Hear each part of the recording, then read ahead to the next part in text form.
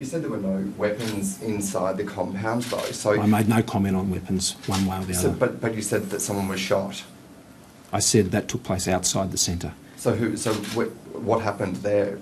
Well, as I just said, we don't know what occurred outside the centre where that event took place, and that will obviously be the subject of an investigation into that person's death. Minister, sorry, can I just ask? Sorry, we'll go over here. We'll come. Sorry, just one more, and then you can. Will the federal government continue to send West Papuan refugees to Manus Island for resettlement in PNG when PNG has now got an extradition treaty with Indonesia? Well, I think that is going to other issues beyond the scope of this press conference this morning.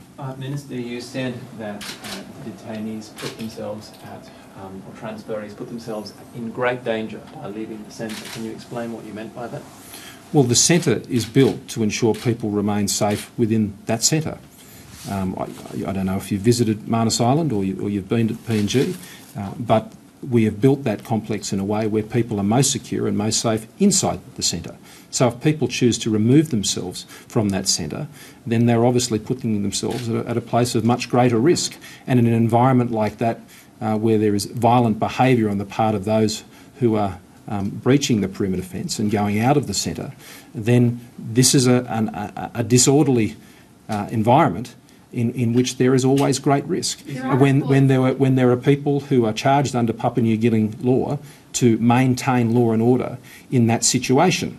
Now, if you behave in an unruly way and in a disorderly way, then you subject yourself to the response of law enforcement. Do you believe that any of the injuries that you've described were inflicted by police or locals around the centre? Well, as I said, I have no information to confirm how the injuries took place. I do know in the case of the most serious ones, particularly in the case of the deceased person, their injuries occurred and the shot being fired was outside of the centre. But who and when and where, that information is not available to me. There are reports that tensions have been fuelling with locals around Manus Island for some time. Has the government been aware of this or trying to put any measures in place? Well, the government is regularly in contact with locals on Manus Island. It's part of the process of managing that centre, and there have been a range of issues going back over several years now. And those issues are typically managed and resolved by engaging with the local community. And that's the way we'll continue to manage these issues. But the reports about the conduct of any local munitions at the moment are the subject of rumour, not the subject of any sort of substantiated report or fact. And what's the latest with the government's negotiations with the PNG government about permanent resettlement of those asylum seekers? Well, they're ongoing.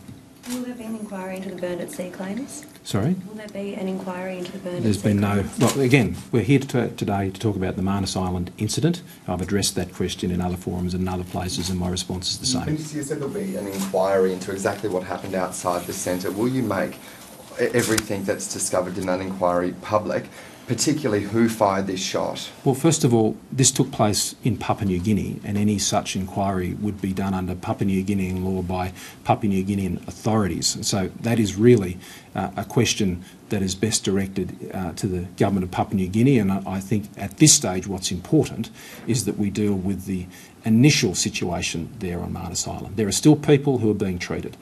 We have immigration and G4S staff and other service provider staff who have been under great strain now for 2 nights running, and their welfare is also paramount to me. And as I noted in my statement earlier today, I'm very pleased that they are all safe and are all accounted for.